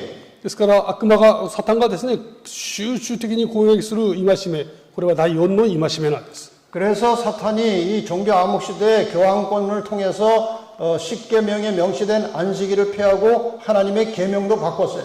ですからこの悪魔はですね、宗教のこの暗黒の時代と言われる時代に教皇権を用いてですね、この第4の戒めである安息日を変えてしまいました。 이 교황은 무엇을 가지고 자기가 최고의 권위가 있다고 생각하는지 한번 살펴봅시다. この悪魔はですね、自分の持っている権威をどのように表しているのかを見てみたいと思います。 아까 말씀드린 대로 사탄은 교황권을 통해서 안식일을 폐하고 그것을 주일로 대체했습니다. サタンはですね、この安息日を廃棄し、そしてこの日曜日にですね、変えていたんですね。それを主の日と命じています。 그리고 교황권은 하나님의 십계명을 변경시킨 것을 가지고 그만큼 자기가 권위가 있다고 말하는 거예요. そして教皇権はですね、この安息日を廃棄して日曜日に変えたということを自分の権威の象徴としています。 그래서 사탄이 하나님의 계명을 바꿔놓기 때문에 사실 하나님보다 더 자기가 높은 곳에 올라간 것입니다. 悪魔がですね、神様が定めておかれたその律法を変えることを通してですね、自らが神より上に立つことができると主張しているわけです。 그래서 사탄을 법왕이라고도 하는 거예요. ですから悪魔をですね、法の王とこういうふうに呼んでいるわけですね。 그 다음에 실제로 이 교황이 한 말 중에 하나가 이겁니다. そして教皇が言った語った言葉の中が一つがこれです。 교황은 때를 변개하고 법을 폐기하고 모든 것을 심지어는 그리스도의 교훈까지도 삭제할 권세가 있다 이렇게 하는 거예요. この教皇はですね、時を変え、律法を破棄し、すべてをさらにキリストの教訓まで使徒削除すること権利を持つと主張しています。 이것은 어제 본 것이지만 그냥 제목만 보겠습니다. 그래서 이 사탄이 하나님의 법도 바꿀 수 있는 힘이 있다고 생각하기 때문에 이 교황권을 통해서 이제 이 일을 하는 것인데 하나님의 안식일을 지키라는 말을 주일을 지키라는 것으로 바꿨어요. この詳細です。昨日確認した言葉ですけれども、悪魔がですね、自分の力があるということをこのような形で、記していますね。カトリック教会が土曜日を日曜日に変えましたというわけです。 그리고 이렇게 바꿔놓은 것을 자기가 굉장히 힘 있는 이제 권세자라는 그런 것을 상징하고 있어요. でこの神様の律法を変えましたから、変えることができたということを自分の力の権威としています。 자, 이것은 오래전에 이제 캐나다에서 나온 문서예요. これはだいぶ昔ですね、カナダから出てきた文書です。 자, 이것을 이제 번역해 놓으면 이런 내용입니다. これを翻訳しますとですね、次のようになります。 교회는 성경에 있다 읽어보세요. これは教会は聖書の上にある。そして安息日遵守を土曜日から日曜日に移したことこそがこの事実に対する確固たる証拠である。 가톨릭 교회가 성경보다 위에 있다는 거예요. カトリック教会がですね、聖書より上にあると言っています。 그 증거가 무엇이냐? その証拠は何かというと、 성경의 안식일을 지키라고 되어 있는 것을 일요일로 바꿨기 때문에 교회가 성경보다 더 위라는 거예요. この聖書が語る土曜日を教会が日曜日に変えたので、教会が聖書の上にあるんだと主張しています。 그리고 천주교 문서에 이렇게 기록이 나옵니다. そしてカトリックの文書にですね、次のようにあります。聖書は安息日を覚え性別せよと教える。しかしカトリック教会は告げる。いいえ、私は私の神聖な権威をもって安息日を廃し、週の第一日を性別するように命じる。見よ、全世界、文明世界が聖なるカトリック教会の命令に謙虚に屈し従っている。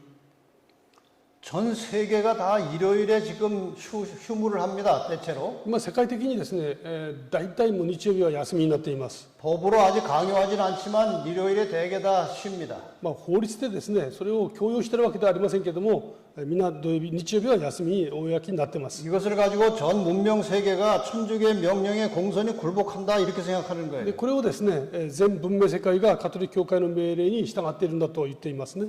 2014년에 미국의 폭스 뉴스에 이런 내용이 나왔습니다. そして、2014年ですね、フォックスニュースに次のようにあります。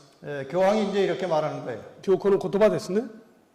교황이 이렇게 말합니다. 教皇が言った言葉です。日曜日に働くのは家族と友人関係に否定的な影響を与える。人生の最優先順位は金銭ではなく人でなければならない。 그 다음에 앵커가 다시 이렇게 얘기합니다. それについてアンカーはですね、次に言いますアナウンサーがですね、フランシスコ教皇は誰もが日曜日を守るべきだとおっしゃっています。多くの人々はもちろんのこと、夕方のニュースまでも教皇の言葉に同調しています。教皇は家族、友人、そして神のために日曜日を過ごすことこそが真の自由と言っています。もし言い換えれば、6日間働き、日曜日もさらに働くのは生活に否定的な影響を与えるということです。 교황은 이제 서서히 세계를 향해서 일요일을 그냥 자율적인 휴식이 아니고 강제로 법적으로 완전히 아무것도 하지 못하도록 휴식해야 된다. 이것을 계속해서 지금 강조하고 있어요. このようにですね、日曜日は単なる休みではなくてですね、このことがちゃんと守られるその目的を持って人々に徐々にですね、これを注入し始めています。 마침내 이제 이것이 세계적인 법령으로 시행이 되기 시작하면 그것을 우리는 일요일 휴업령이라고 하는 거예요. やがてこれが法律化されればですね、それを我々は日曜休業令と呼ぶことになりますね。 처음에는 일요일을 쉬자고 하는 내용이 상당히 건전하게 느껴집니다. 最初はですね、日曜日休みましょうというのはとても健全に響きます。 일요일 날 우리 다 같이 전 세계가 휴식하면 그 쉬는 날 가족끼리 같이 모여서 화목하고 같이 손잡고 교회 가면 얼마나 좋느냐. 日曜日全部休んでですね、そして家族がみんなその良い関係を保ってですね、それから教会に行ったら素晴らしいですね。 그다음에 일요일 날 다 쉬면은 폭력이나 죄가 많이 범죄가 감소될 것이다. 日曜日みんな休むならばですね、暴力やその事件も随分少なくなるはずです。 일요일 날 다 쉬면은 그 자동차가 안 움직이고 쉬면은 에너지가 얼마나 많이 절약되느냐. 日曜日全部休んでしまえばですね、車なども動きも全部止まりますし、エネルギーも非常に無駄にすることが減ります。 그다음에 공해도 많이 없어지고 그다음에 탄소 배출도 적어지고 얼마나 좋으냐. 公害の問題も解決しますね。今地区的に環境の問題ありますね。これにもっといい影響を与えます。 그래서 일요일을 자꾸 좋은 날로 미화시키는 것입니다. 日曜日は素晴らしい日としてですね、今美化させていきますね。 근데 이러한 달콤한 말을 통해서 사람들이 다 이제 미혹이 돼서 넘어가지고 전 세계적으로 일요일을 강제로 쉬는 날이 딱 돼버리면 이제 그때부터는 태도가 달라지는 겁니다. で、全世界の人々がこれに強調して、なるほど、そうだと思って、世界の人々が日曜日を全部休みにしていけば、それから変わります。 우리 교회 증언 책에 보면 거기에 대해서 이렇게 기록되어 나옵니다. 教会の証にですね、このように、あります。日曜日運動は、今日密かにその道を備えている。指導者たちは問題の真相を隠しており、その運動に加わる多くの人々は、その運動の底流がどこに向かって流れているのかを悟らずにいる。この公の言葉は柔和でクリスチャンらしく見えるが、それを語るときには竜の精神が現れるのである。 그러니까 일요일 운동을 주장하는 사람들은 그 원래 목적은 뒤에 숨기고 좋은 것만 자꾸 앞에 내놓습니다. ですから、この日曜日の運動をですね、主張する人々は、本来のこの本質は隠してですね、とても良いものを訴えていきます。 그런데 이것이 이제 법으로 만들어지고 시행이 되면은 사탄의 정신이 나타날 것이다. 그 말이에요. で、これがですね、いよいよこの法的に制定されますと、それからいよいよですね、その竜の精神が出てきます。 오른손이나 이마에 표를 바른다는 게 뭐냐 이게. で、右の手と額に印を受けるとはどういう意味なのか。 성경에서 이 오른손은 행동을 말합니다. 聖書でこの右の腕というのはですね、行動を表します。 오른손이 한 일을 왼손이 모르게 하라 그런 말 있죠. 右の手がしたことを左の手がわからないようにしなさいという言葉がありますね。 그러니까 오른손은 행동을 상징하는 말이에요. 右の手はですね、これはその人が行う行動を象徴します。 그러니까 오른손에 표를 바른다는 게 무엇이냐? ですから右の手に印を受けるとは、 일요일 강제 휴업법을 마음으로는 인정하지 않더라도 무서워서 강요에 의해서 그 법을 따르는 것을 오른손에 표 바른다는 거예요. 右の手に印を受けるというのはですね、日曜休業令を心から認めることはなくても、結局そこにですね、仕方なく従っていく人々のそのことを表していますね。 이마에 표를 받는다는 게 뭐냐? 額に印を受けるとは、 요 이마 밑에는 대뇌가 있습니다. この額の下にはですね、脳がありますね。 이것으로 다 생각하고 판단하고 결정하는 こ 거예요. の小脳の下にですね、これで考えたり、判断したりします。 이마에 표를 받는다는 말은요. この額にですね、印を受けるとは、 일요일 강제 휴업법을 마음으로 정신적으로도 동의하고 실제적으로도 교황권에 충성하며 경배할 때에 그는 이마에 표를 받는 거예요.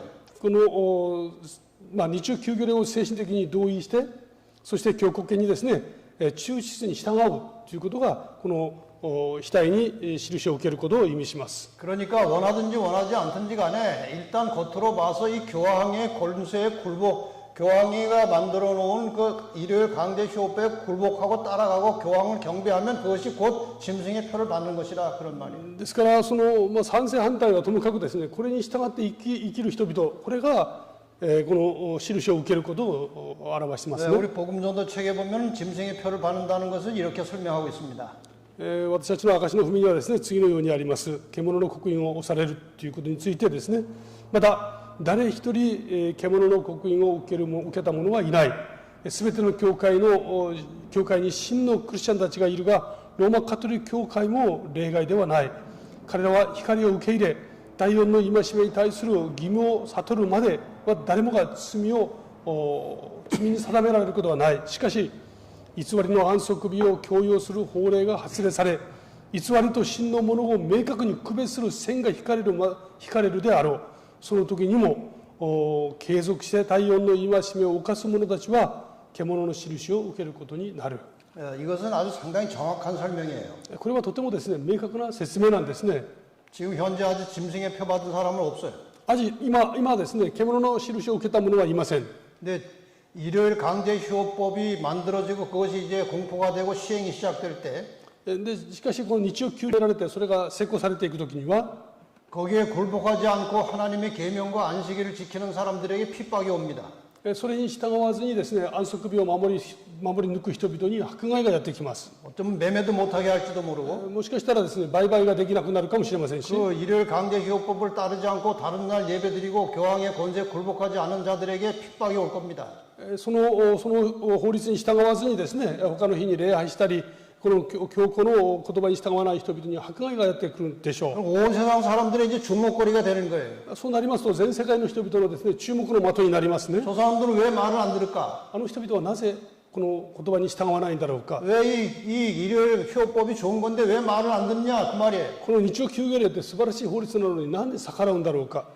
그런데 이유를 알고 보니까 하나님의 계명에 나오는 안식일을 지키기 때문에 거기에 굴복하지 않는다는 거예요. ところが理由を明らかにしてみるとですね、神様の御言葉に出てくる安息日に従うがためにですね、その日曜休業令に従わないことがわかるわけです。 이때 개신교계에 있던 많은 사람들이 아, 그 안식일이 그렇게 중요한 것이구나 하고 이제 깨달음이 오는 사람들이 있어요. でその中にです、そういう時にこのプロテスタント教会にいる人々が、ああ神様がおっしゃるこの安息日というのはすごく大事なものなんだなということに悟る人々が出てきます。 이렇게 되면 참 안식일과 거짓 안식일이 이제 딱 세상에서 구분이 되는 거예요. でそうすることによってですね、誠の安息日と偽りの安息日が明確に明らかにされます。 그러니까 모든 사람에게 그 선택할 수 있는 기회가 다시 한번 오는 거예요. ですから全ての人々にですね、どっちを選ぶかこの選択する機会が現れますね。 나는 안식일을 잘 모르고 있었는데 보니까 안식일이 맞구나. 그렇게 선택할 수 있어요.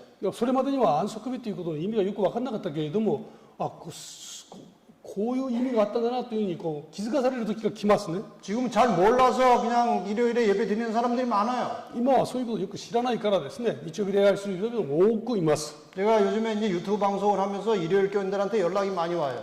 最近私がですね、この YouTube 伝道をしていますけれども、それを聞く日曜日に教会行く人々、多くの人々から私の宛に連絡が来ます。 저희가 공부해 보니까 이 안식일이 맞다는 거예요. 勉強してみたら、この聖書が言う安息日っていうことの意味が分かりました。 네, 안식일을 지켜야 되겠다는 겁니다. だったら私は安息日を守りたいと思います。 얼마 전에 이제 어떤 분이 연락했어요. いくらか前にですね、私に連絡が数日前に来ました。 자기는 천주교인이래. カトリック教会の信者です。 자기가 가족들 다 천주교로 인도했대. 家族もみんなカトリック教会に伝道しました。 근데 666이 궁금하더래. ところが666の言葉が知りたいと思いました。 그래서 유튜브에 들어서 666을 친 거예요. そして YouTube に入ってですね、666とこう打ったんですね。 그런데 제 방송이 나간 거예요. ちょうど先生の放送がそこに出てきました。 들어보니까 성경적으로 너무나 맞아요. でよく勉強してみたら聖書と一致していくわけですね。 그래서 제 유튜브 방송 관계된 걸 많이 들었어요. それで先生のですね、その YouTube 関係、それと関連するものをたくさん勉強しました。 너무나 충격을 받은 거예요. そこで本当にショックを受けたんですね。 내가 그동안 잘못 믿었구나. 私が信じてたカトリックって一体何なんだろう。 그런데 이거 어쩌나 가족들이 다 지금 천주교인이고 내가 다 인도했는데 ところが家族は私がみんな伝道していたのにどうしよ 나라도 빨리 안식일을 지켜야 되겠다. う。まず私がしっかりしなきゃ。 그래가지고 얼마 전부터 안식일 예배 드리기 시작했어요. そして、もうすでにですね、この安息日に礼拝を捧げるようになりました。 그러니까 일반 개신교회도 이 몰라서 안식일을 몰라서 못 지키는 사람들이 많아요. ですから、この一般のですね、教会の中に、この安息日ということをよく知らない、その意味を知らないクリスチャンがたくさんいるわけですね。 근데 일요일 법령과 함께 안식일이 높이 올려질 것이고 많은 사람들이 보게 될 것이고 정말 신실하게 하나님 믿고자 하는 사람들은 안식일을 지키는 무리에 속하게 될 것입니다.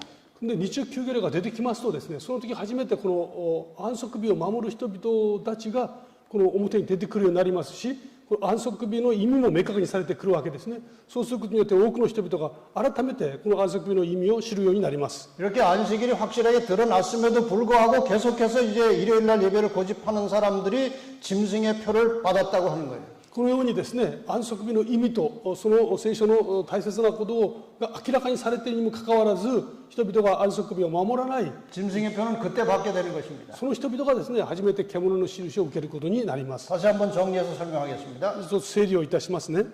계시록 13장 8절에 黙示録の13章8節です。 하나님의 구원받은 그 생명책에 이름이 기록되지 않은 사람들은 다 짐승에게 경배하겠다고 그랬어요. この神様のですね、子羊の命の書にその名が記されていない人々は全て獣を拝むとあります。 교황에게 경배한다는 것이 무엇이냐? 구체적으로 이런 것입니다. この教皇を崇拝するとはどういうことかですね。 교황이 하는 말에 절대 복종하는 겁니다. 教皇の言葉に従うんです。 일요일 강제 휴업법에 굴복해서 따라가는 겁니다. そして日曜休業令に従います。 교황을 마치 하나님처럼 섬기게 되는 겁니다. で、教皇をまるで神のように拝みます。 하나님의 권위보다 교황의 권위를 더 높여서 그의 명령을 따라가는 거예요. 神の権威よりですね、教皇の権威が勝ることになります。 마지막 자기의 생명을 교황에게 의지하는 거예요. 自分の命までもですね、そこに、こう委ねることになります。 이제 매매를 못하게 하고 이제 살 길이 끊어진 것처럼 보여요. で、売買もできなくなってですね、生きる筋が見えなくなりますね。 살려면 그 말을 들어야 돼. 生きるためにはその言葉に従う必要がありますね。 그래서 자기의 마지막 목숨과 생명을 거기에다가 의지하는 거예요. で、自分の命とですね、その大切な人生を委ねていきます。 그러나 하나님의 백성들은 그 생명을 하나님께 의지합니다. しかし神の民はですね、その命を神様に委ねます。 아무리 위험하고 위급하고 다급해도 하나님만 의지하고 사는 사람들이 마지막 남은 자손으로서 승리자가 되는 것입니다. 非常にその損害を受けて窮屈な立場になってもですね、神様にその自分の人生を命を委ねる人々、この人々が真の残りの民と言えます。 여러분 마지막 때 어떤 시련과 환난이나 핍박이 와도 끝까지 하나님의 계명에 충실한 재림 성도가 되시기를 바랍니다. このような状況をですね、知っている皆様はですね、最後まで必ず信仰を貫き、勝利を勝ち取る皆様でありますようにお祈りいたします。 네, 666이라는 게 무엇인지 설명을 하고 이제 마치겠습니다. 666というのが何かをですね、説明申し上げて終わりにしたいと思います。 이 666에 대해서 성경이 뭐라고 말하느냐? 666を聖書は何と説明しているでしょうか。 네, 한번 읽어보세요. ちょっと読んでいますね。13章の18節ですね。ここに知恵が必要である。資料のある者は獣の数を解くがよい。その数とは人間を指すものである。そしてその数は666である。 아주 어렵죠? 難しいですね。 여기 짐승의 표라는 짐승의 표가 있고 獣のですね、印という言葉がありますね。 짐승의 표는 또 다른 말로 짐승의 이름의 수라고 돼 있고 この獣の印というのはですね、獣の名前の数とありますね。 이건 또 사람의 수인데 これはですね、また人間の数ですね。 666이다 이렇게 되어 있어요. そして666だとあります。 지금 이 666을 제대로 이해하려면은 앞에 설명된 이 교황이 어떤 존재인지 이 교황권에 대해서 충분히 이해를 해야 666을 알 수 있어요. で、このことをですね、正しく理解するためには、教皇がどういう存在なのかを正しく理解する必要がありますね。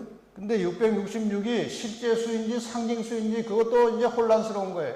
で、実際ですね、666というのが、あることを実際にある実質なのか、あるいは何かを象徴するものなのかということを知ることも大事です。 그런데 제가 이제 연구를 해보니까 666을 상징적으로 하든지 실제 수로 하든지 결론은 똑같아요. で、私はこれをちょっと研究してみました。で、研究してみましたら、どっちであってもですね、結論は同じだったんですね。 예, 이걸 실제 수로 해석하는 사람들은 그 짐승의 이름의 수, 교황권의 이름의 수를 가지고 이제 666을 만들어요. で、これはですね、実質だと思う人々は、この教皇の名前をですね、名前を通してそこから数字を引き出して666と解釈する人々がいます。 이것을 이제 실제 수로 해석하는 경우에 これをですね、実際の数値として解釈する場合ですね、 실제 수로 해석하려면 교황의 이름을 이제 찾아내야 돼요. でこれを裏付けるためには教皇の名前をですね解く必要があります。 이 교황들이 사용하는 실제적인 그 공식적인 이름이 하나 있는데 그것이 하나님의 아들의 대리자라는 거예요. 教皇たちがですね実際に使っている公の名前が一つありますね。それは神の子の代理者という名を持ちます。 이것이 교황들이 사용하는 이름이에요. これは教皇たちが使う名前ですね。 그 하나님의 아들의 대리자라고 하는 이름을 로마 카톨릭이 사용하는 라틴어로 보면은 비카리오스 필리데이라고 되어 있어요. これはですねビカリオス・フィリ・デイという言葉がですねこのラテン語で使われていますけれども 이걸 이제 수로 표시하는 겁니다. これを文字一個一個数字で当てはめていきます。 이 문자들이 수치가 있는 것이 있고 수치가 없는 게 있어요. この文字がですね数字を持つ文字もあれば数字を持たない数字もありますね。 요 V자는 5예요. この V という字は5を表し 그다음에 ます。 이게 I자는 1이에요. I というのは1を表します。 그다음에 A 같은 것은 수치 가치가 없어요.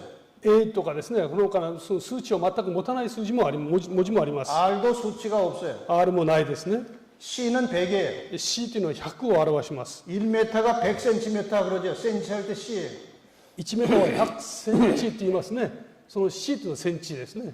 그래서 이 숫자를 다 합쳐 놓으면은 666이 딱 나와요. でこの数値を合わせると666と出てきます。 그래서 이것이 이제 교황이다 이렇게 해석하는 사람이 있어요. ですからこれは教皇だというふうに訳する人々もいます。 그다음에 상징적으로 쓸 때, で象徴的に使われる場合 자 상징적인 수에는 상징성이 있어요. 예를 들어서 7은 하나님의 수예요. 実際にですね数値にはこう象徴的な意味を持ちますね。例えば7というのは神様を表します。 7을 완전수라고도 합니다. まだ完全の数とも言いますね。 성경은 7 숫자가 굉장히 중요해요. 聖書の中では7という数字は大事に用いられています。 그런데 7에서 하나가 모자라면은 6이에요. ところがこの7からですね一つかけると6になります。 그래서 하나가 모자라는 불완전수다. 이게 사람의 수다 그러는 거예요. で一つ足りないと不完全になってこれは人の数と言います。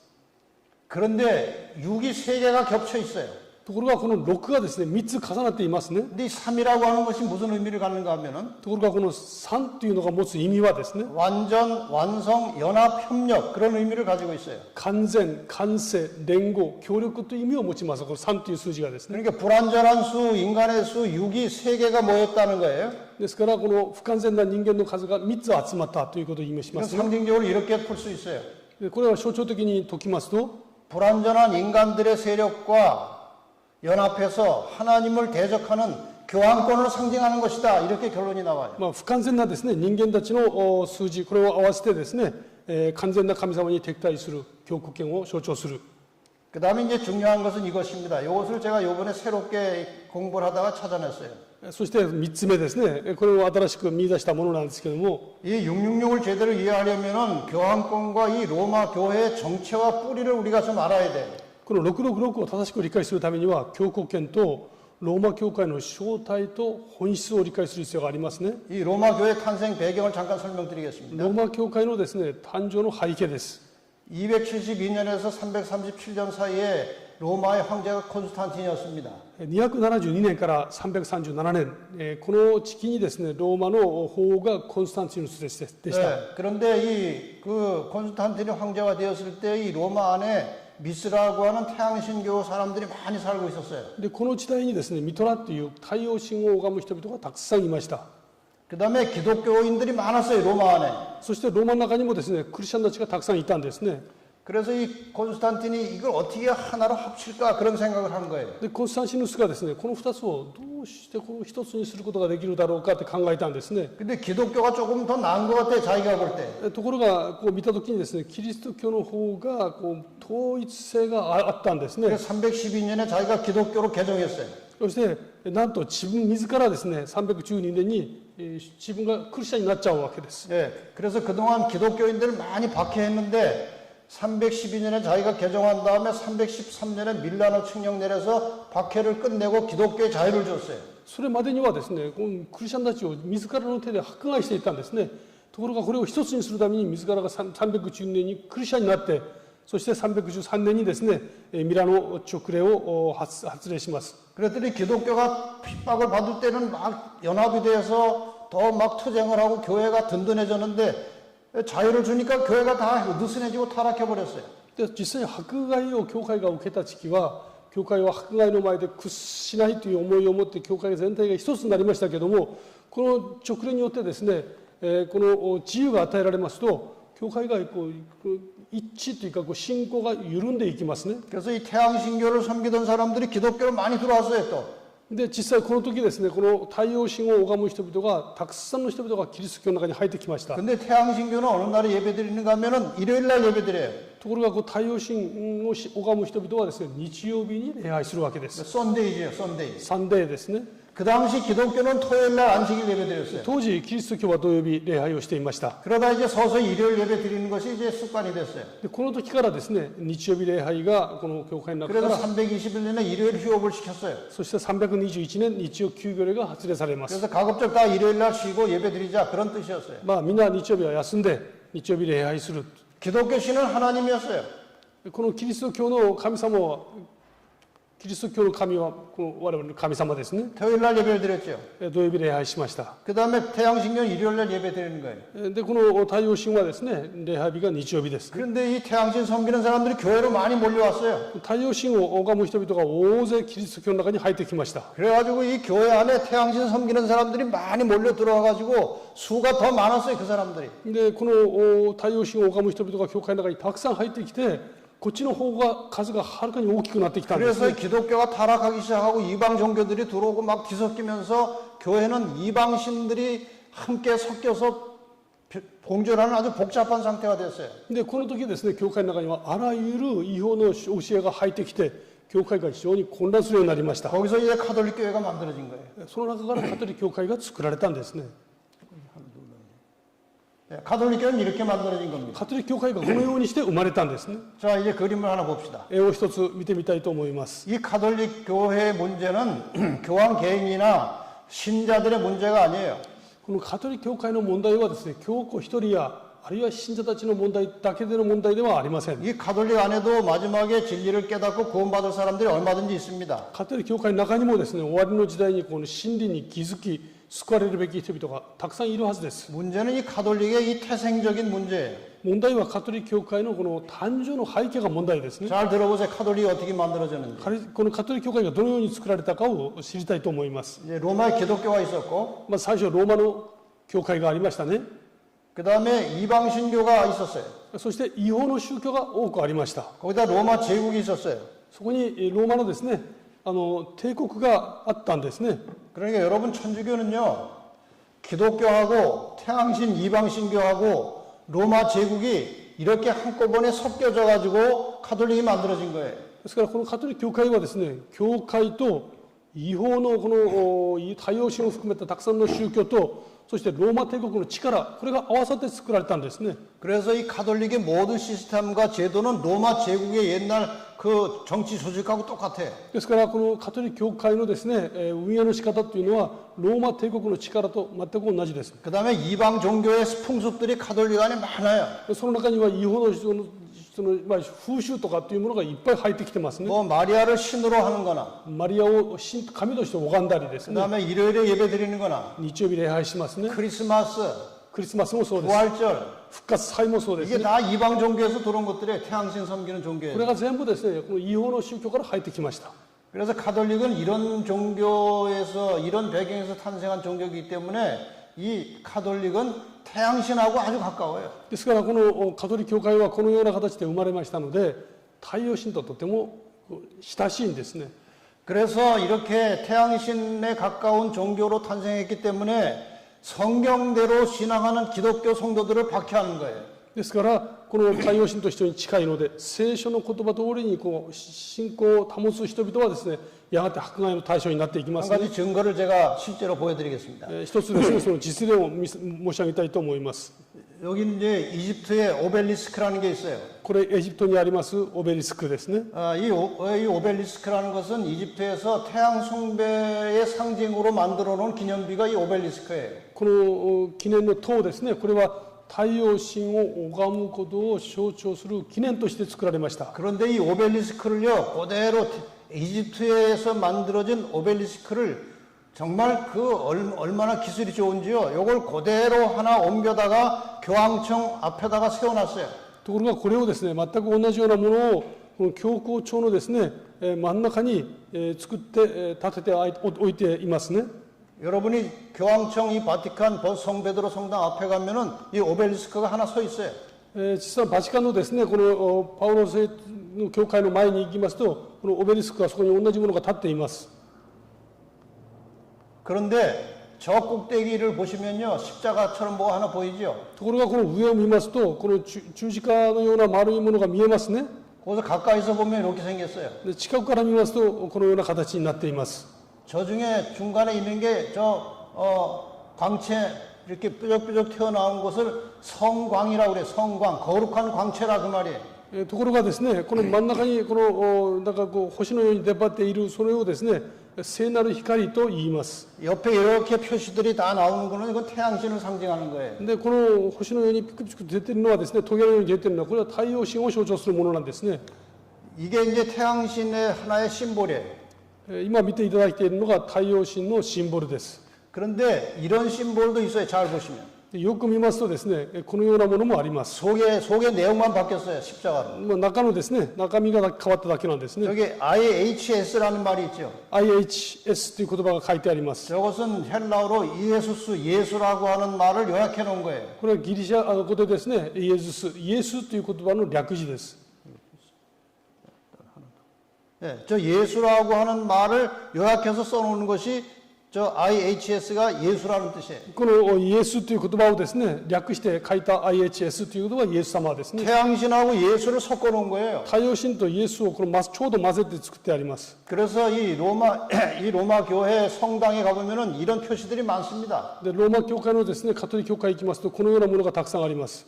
이게 태양신하고 기독교하고 섞여 놓은 거예요. 太陽神とキリスト教がですね、ちょうど一つになった姿ですね。 이 교황이 들고 있는 게 바로 이 심볼이에요. 教皇が持っているものですね。これがそのシンボルです。 이해되십니까? お分かりでしょうか？ 이 가톨릭은 태양신에서 나온 거예요.